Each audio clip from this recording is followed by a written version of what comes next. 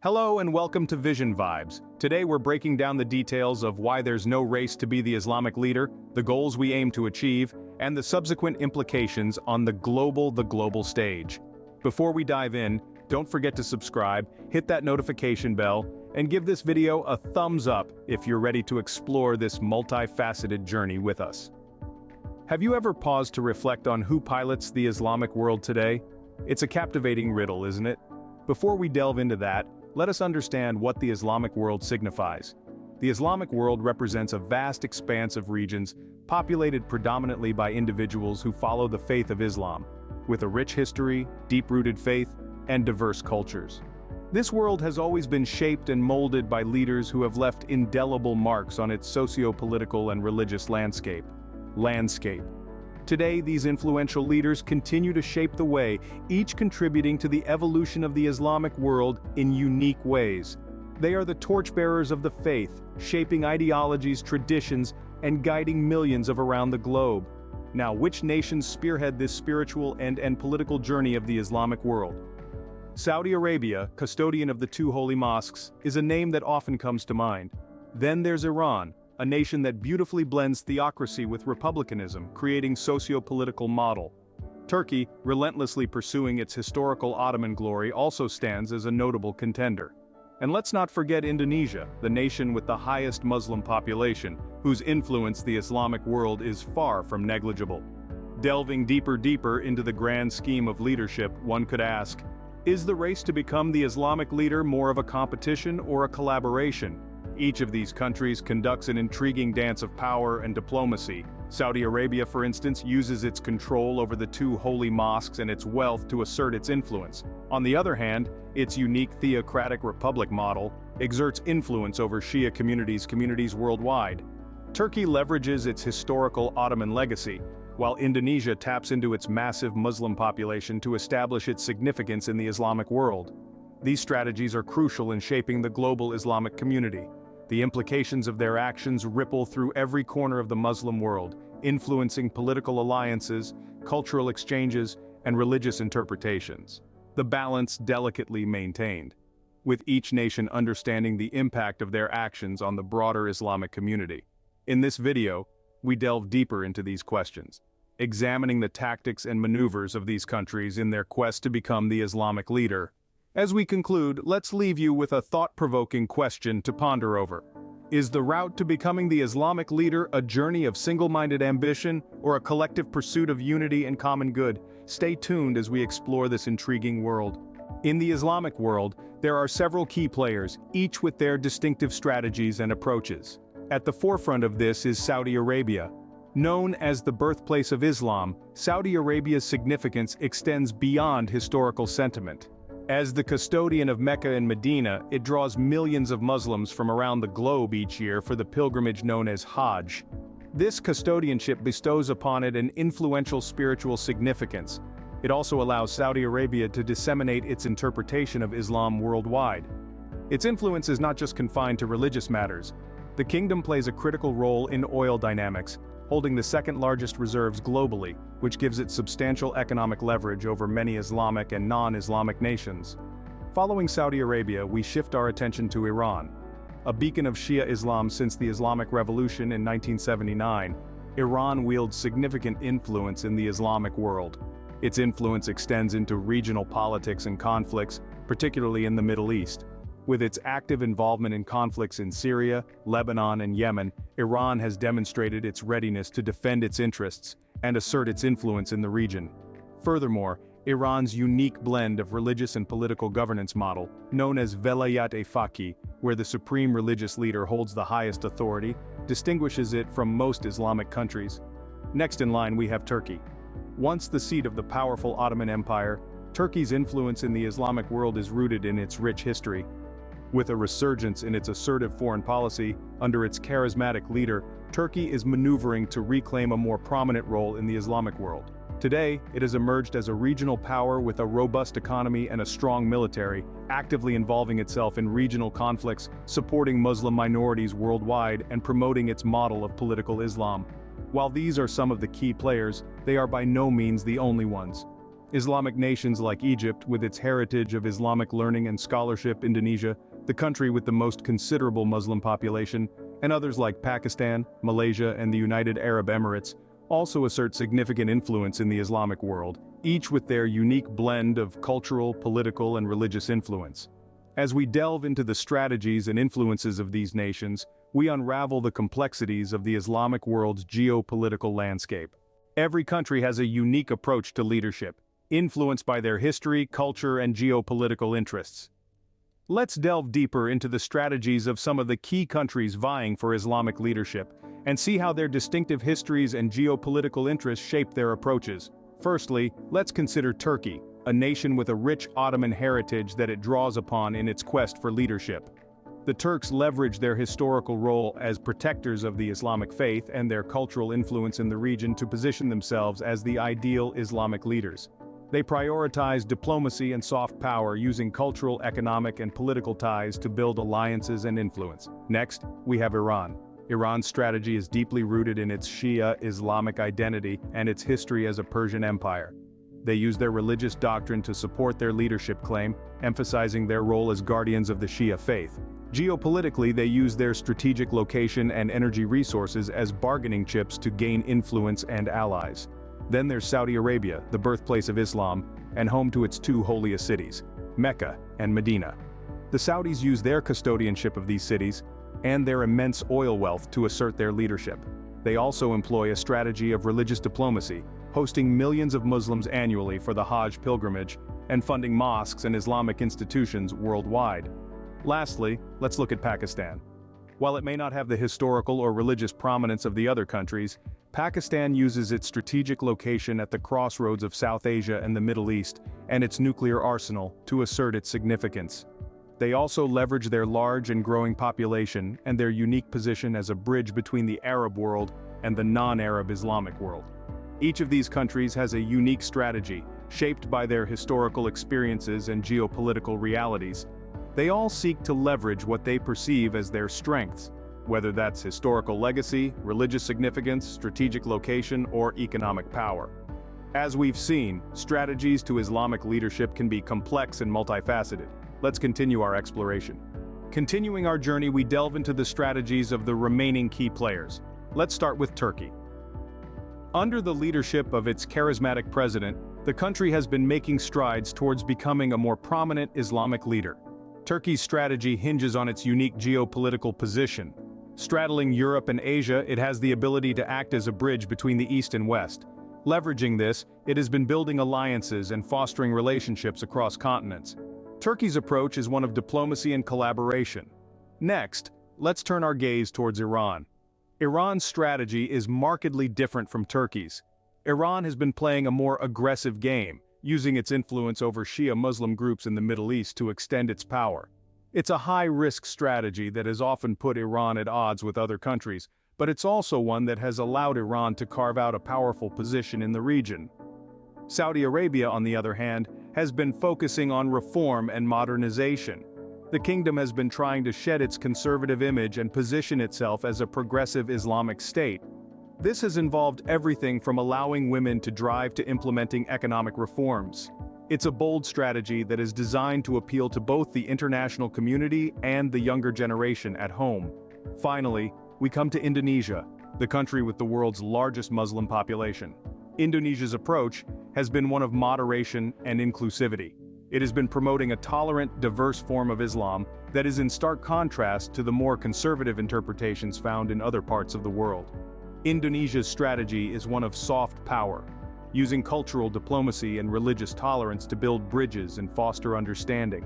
Each of these countries has a unique approach, reflecting their individual strengths, weaknesses, and geopolitical realities. Some are seeking to extend their influence through power and control, while others are focusing on diplomacy and reform.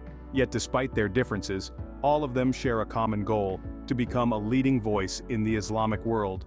With the strategies of all key players unveiled, we can now draw some conclusions. As we delve deeper into the strategies of the key players, we uncover the intricate details of their approach. Starting with Turkey, its strategy is rooted in diplomacy and collaboration. It is leveraging its unique geopolitical position, straddling Europe and Asia to act as a bridge between the East and West. But what's more, its role in NATO has given it a seat at the table where global strategies are decided, adding another layer of complexity and advantage to its approach. Now, let's shift our focus to Iran. Iran's aggressive strategy is not just about extending its influence over Shia Muslim groups. It's also about its significant use of proxies in regional conflicts, which has allowed it to extend its power and influence without directly involving its military. This strategy, while risky, has allowed Iran to carve out a powerful position in the region. And then we have Saudi Arabia. The kingdom is not just focusing on reform and modernization, it's also trying to shed its conservative image. By opening up to the world and appealing to the international community and younger generation, Saudi Arabia is trying to position itself as a progressive Islamic state. Initiatives like Vision 2030, which aims to reduce the country's dependence on oil and diversify its economy, are central to this strategy. With a deeper understanding of the strategies of all key players, we are now better equipped to draw some insightful conclusions. Each of these countries has a unique approach, reflecting their individual strengths, weaknesses, and geopolitical realities. Some are seeking to extend their influence through power and control, while others are focusing on diplomacy and reform. Yet despite their differences, all of them share a common goal: to become a leading voice in the Islamic world. Stay tuned as we move forward to a comparative analysis of these strategies in the next scene. As we continue our exploration, we delve deeper into the strategies of other key players in the Islamic world. Our first stop is Indonesia. It is promoting a moderate version of Islam and democracy as its strategy, leveraging its democratic values and Muslim majority status to influence the Islamic world. Then, we have non-state actors like the Muslim Brotherhood.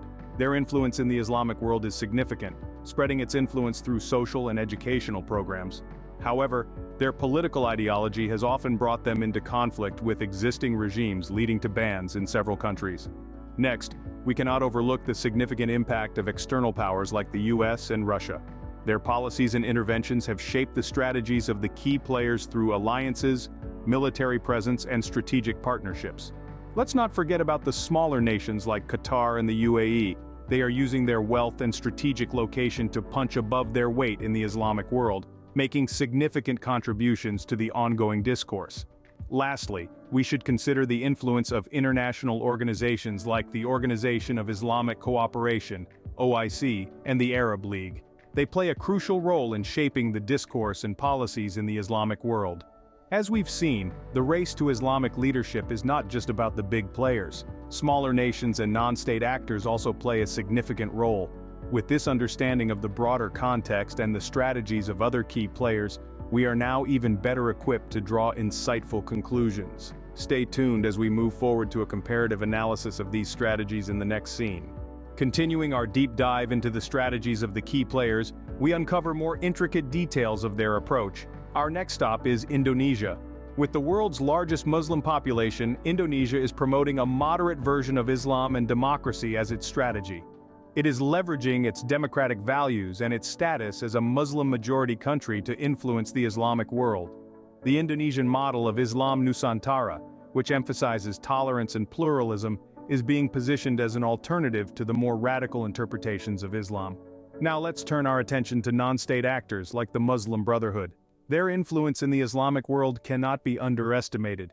The Brotherhood has been successful in spreading its influence through its social and educational programs, and has a significant presence in several countries.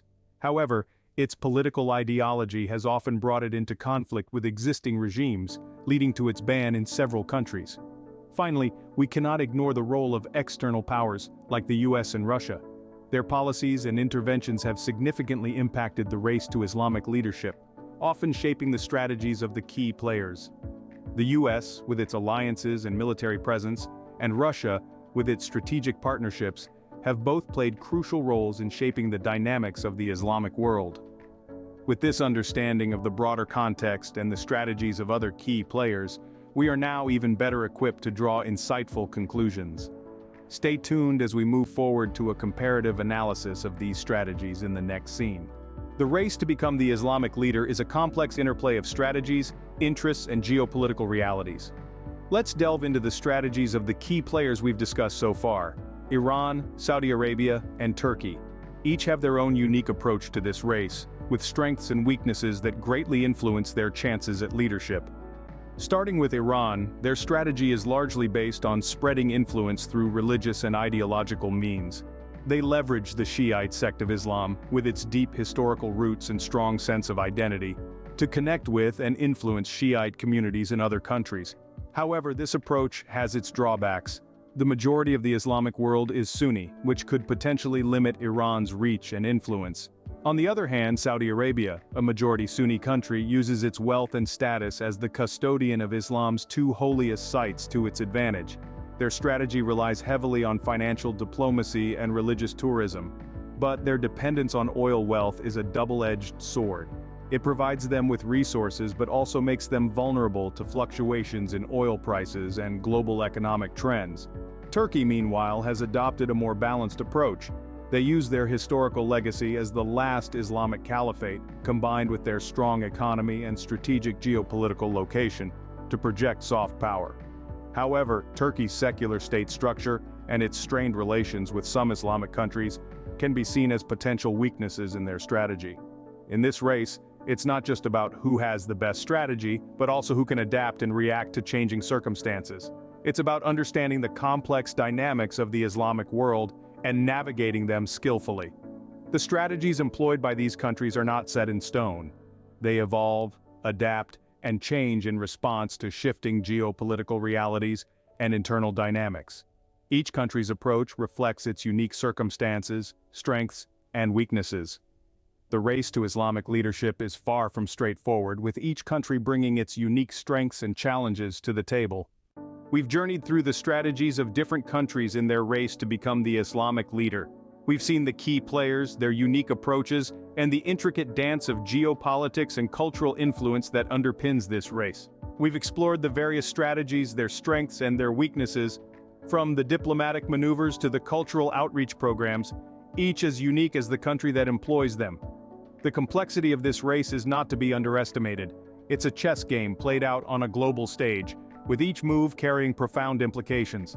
The strategies employed are as diverse as the countries themselves, reflecting their unique histories, cultures, and geopolitical contexts. Every player is driven by the ambition to lead, to influence, and to shape the future of the Islamic world. This race is a testament to the power of ambition, the importance of strategy, and the enduring influence of culture. The race to become the Islamic leader is a fascinating study of strategy, geopolitics, and cultural influence. Thank you for joining us on this journey. Thank you for joining us on this comprehensive exploration of a journey through why there's no race to be the Islamic leader, a topic that has struggled to find common ground. It's been a fascinating journey, and we hope it's given you a deeper understanding of the complex dynamics at play. If you found this video insightful, don't forget to hit the subscribe button. We're constantly delving into intriguing topics like this, and your subscription ensures you won't miss out on our latest content. If you enjoyed the video, please give it a thumbs up. Your likes are a great motivation for us to continue producing high-quality content. And finally, share this video with your friends and family. Encourage them to join the conversation and gain knowledge about why there's no race to be the Islamic leader. Thank you for your support, and stay tuned for more insightful videos. We appreciate you being part of our community as we explore the world's most compelling topics. Until next time.